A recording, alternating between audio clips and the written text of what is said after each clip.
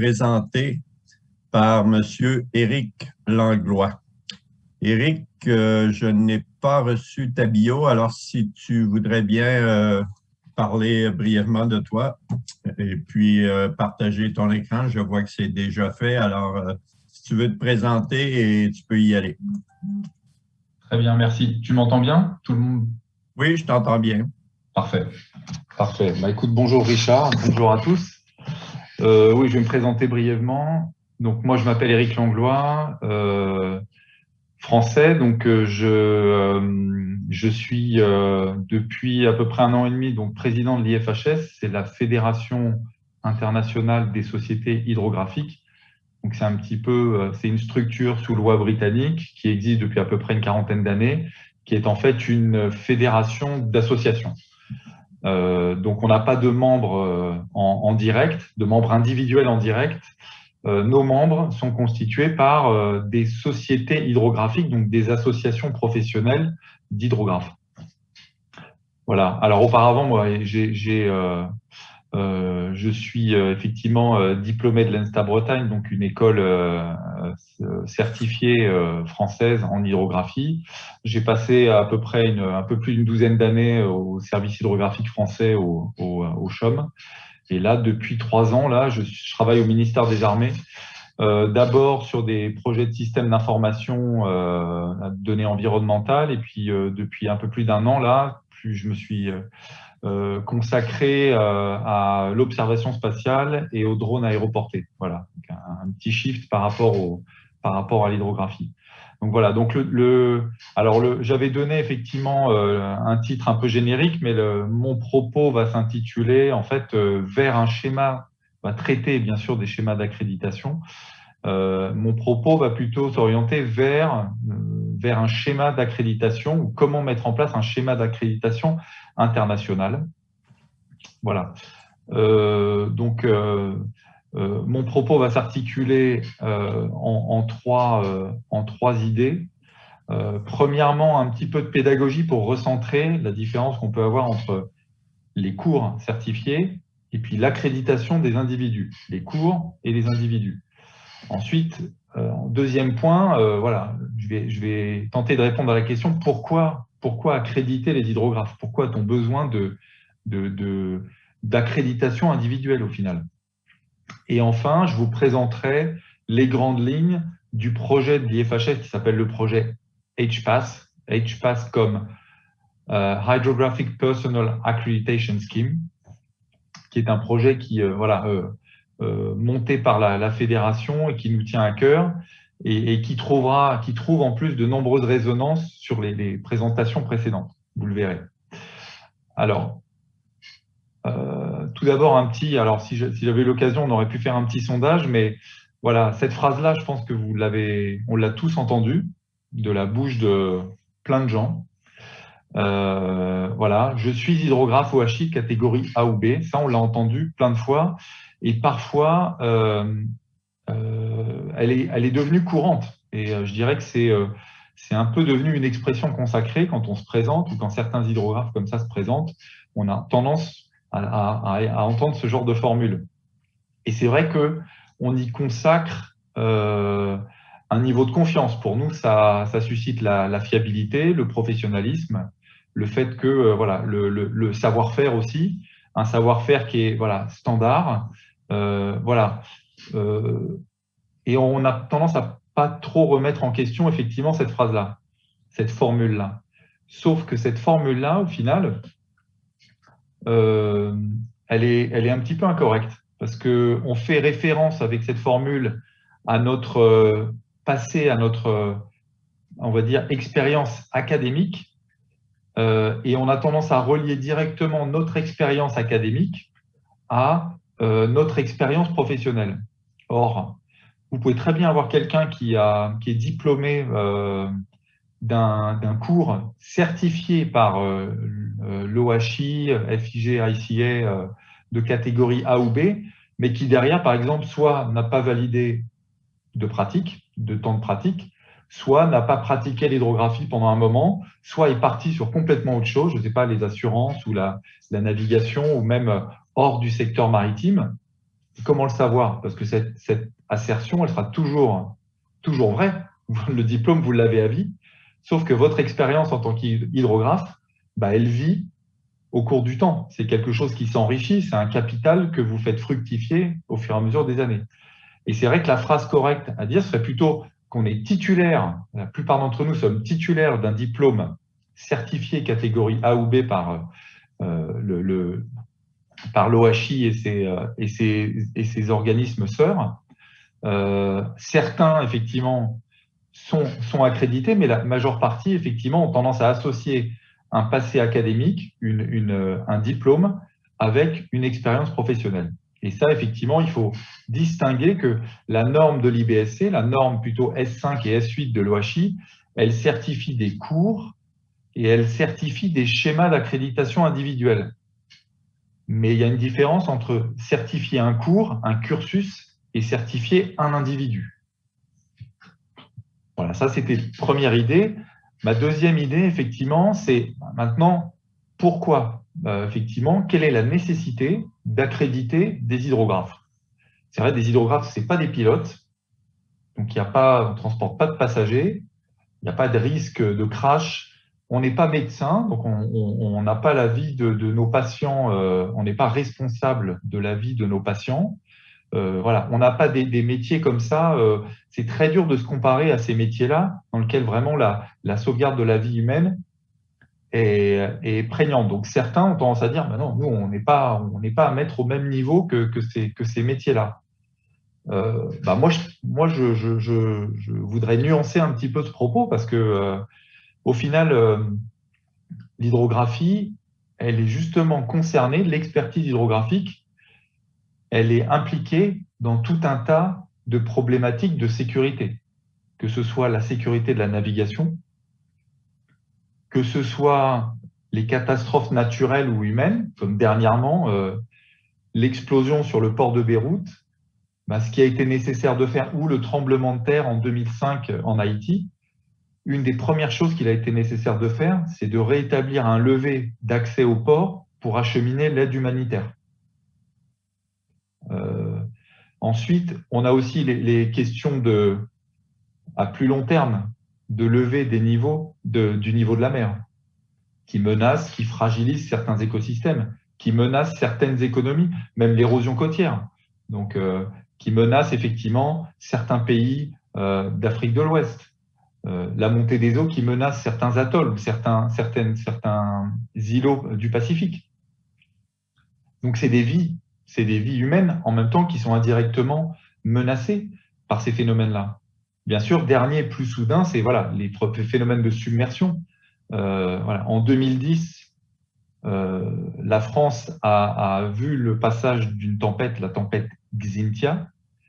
Cette tempête, elle a causé de nombreux morts, des dégâts matériels, mais des gens qui sont morts chez eux, parce qu'ils s'étaient barricadés chez eux et qui n'avaient pas anticipé ce phénomène de submersion. Et donc, dans toutes ces catastrophes, on va dire ces problématiques, la vie humaine est en jeu et l'expertise hydrographique apporte déjà beaucoup à la résolution, à la recherche de solutions à ces problématiques. Alors, dès lors, il est important que le passif, en tout cas la profession des hydrographes, soit reconnue, soit standard, soit l'expertise soit reconnue aux yeux de tous, pas seulement au sein de notre communauté, mais au sein de toute la communauté, on va dire, les usagers de la mer, quels qu'ils soient. Voilà. Alors, c'est vrai que sans les schémas d'accréditation, on a tendance un petit peu à singulariser notre expertise. Je montre cette photo sur la gauche parce que elle m'a rappelé une expérience où je m'étais rendu dans un petit port dans le sud de la France et le capitaine de ce port nous montrait avec fierté le levé qu'il avait réalisé par un cabinet d'experts, de géomètres, qui avait mesuré en fait son port à la toise.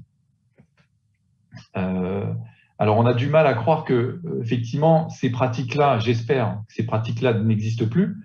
On tend plutôt vers l'image de droite, voilà, vers Nous, ce qu'on sait, c'est que voilà, l'expertise hydrographique, elle est riche, elle est complexe, elle a tout un tas de ramifications et d'applications, que ce soit dans l'environnement, dans l'économie bleue, dans la sauvegarde effectivement des écosystèmes, la sécurité de la navigation bien sûr, et bien d'autres applications. On le voit de plus en plus. Du coup, avec un schéma d'accréditation, toute cette expertise-là, elle est reconnue. On le voit avec les schémas qui sont déjà en place, voilà, dont le schéma canadien, le schéma australasien et d'autres schémas nationaux. Voilà. Ça permet d'acter le professionnalisme, la rigueur de la profession et du savoir-faire, et de montrer que ce n'est pas une profession qui est à la portée de tout le monde, et que c'est une profession surtout qui mûrit, qui grandit. Aujourd'hui, on parle beaucoup de l'hydrographie de terrain, mais maintenant, il y a surtout de l'hydrographie connectée. Donc, il y a cette expertise-là aussi qui se développe de plus en plus. D'où le terme d'hydrospatial, voilà, qui englobe non seulement l'expertise terrain, mais l'expertise aussi sur les données. Alors, dernier point, c'est alors comment on a analysé la situation sur ces schémas d'accréditation. Alors, je crois qu'il était important de faire un petit constat déjà, de se poser, c'est ce qu'on a fait au sein de l'IFHS. C'est une thématique, en fait, les réflexions qu'on a sur ces schémas de certification, on les a depuis plusieurs années. Mais on a vu dernièrement, ces dernières années, on a vu voilà, la situation autour des schémas d'accréditation évoluer. C'est vrai que la présentation précédente, une des présentations précédentes sur le schéma canadien, donc schéma régional, de portée régionale, certifié par l'IBSC depuis 2016. On a vu aussi donc l'émergence d'un autre schéma, c'était le premier en date, le schéma australasien, qui a lui aussi obtenu une certification par l'IBSC en 2012. Donc 2 schémas régionaux, avec effectivement un accord de reconnaissance mutuelle, mais 2 schémas à portée régionale. On a aussi des schémas nationaux. Donc ces schémas nationaux, dernièrement, la France, via l'AFI a lancé son schéma de certification nationale, qui n'est pas pour le moment certifié par l'IBSC. L'Allemagne aussi, via sa société hydrographique, en tout cas, alimente ou propose un schéma d'accréditation individuelle à ses membres. Alors, Monsieur Trétéo a mentionné effectivement notre projet, mais d'autres schémas qui sont sur les rangs pour obtenir la certification de l'IBSC. Et on s'aperçoit que ces schémas-là, avec une portée géographique limitée, on se dit, au final, on s'est dit que entre guillemets, une des dérives, ça aurait été d'assister à une multiplication de ces schémas d'accréditation qui auraient effectivement, et aux conséquences qu'elles pourraient avoir dans l'expertise, en tout cas la réponse au projet, notamment dans les industries, en fait, toutes les industries liées à l'hydrographie. Comment faire quand on est une entreprise à portée internationale, qu'on répond à des appels d'offres dans le monde entier, si on doit faire certifier son personnel pour chaque schéma, ça engendrerait un coût assez conséquent, un coût matériel, un coût financier et un coût en temps aussi, pour valider toutes ces soumissions à ces schémas d'accréditation. C'est pourquoi on a décidé au sein de l'IFHS de monter effectivement un projet de schéma, mais en s'écartant un petit peu du schéma du modèle qui avait été du coup qui était visible ces dernières années dans différentes régions ou dans différents pays. Et de se dire, pourquoi ne pas monter un schéma de certification à portée multinationale, multirégionale, et au final, notre désir, ce serait d'avoir un schéma de portée internationale. Et tout cela sans réinventer la poudre, sans construire, sans repartir de zéro, mais en s'appuyant en synergie avec les schémas existants, qu'ils soient nationaux ou régionaux. Et c'est cette idée-là qu'on a décidé de concrétiser au travers du projet HPAS comme Hydrographic Personal Accreditation Scheme. Donc c'est un projet qui a été lancé en 2019.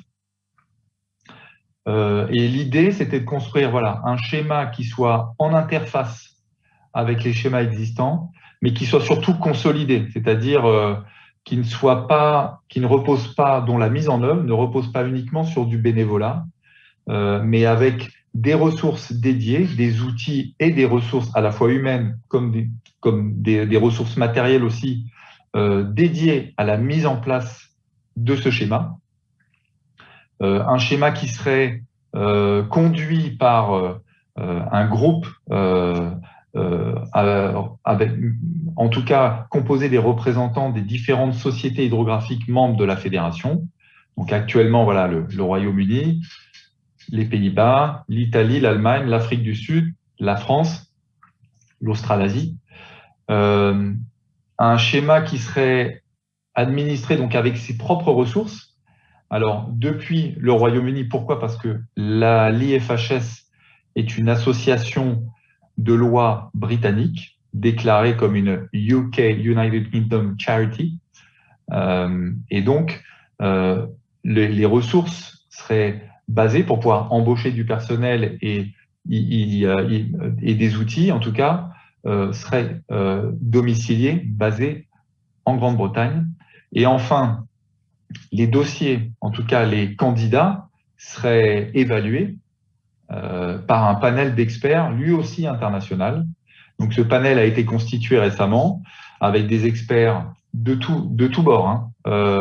Administration, public secteur, secteur public, secteur privé, domaine académique. Voilà. D'ailleurs, j'ai effectivement la joie de compter parmi les membres de ce panel Monsieur Donny Haynes, au travers de son rôle dans le CIDCO, qui est membre de l'AFI, de la Société francophone d'hydrographie, elle-même membre de la fédération, et aussi Monsieur David Vincentelli, qui est donc président de l'AFI, donc qui représente effectivement, de par leur expérience et leur aura, une crédibilité, en tout cas une non négligeable pour ce panel d'experts. Alors, comme je vous le disais, notre schéma, il a vocation à joindre un peu les points, les régions, faire la connexion entre toutes ces régions.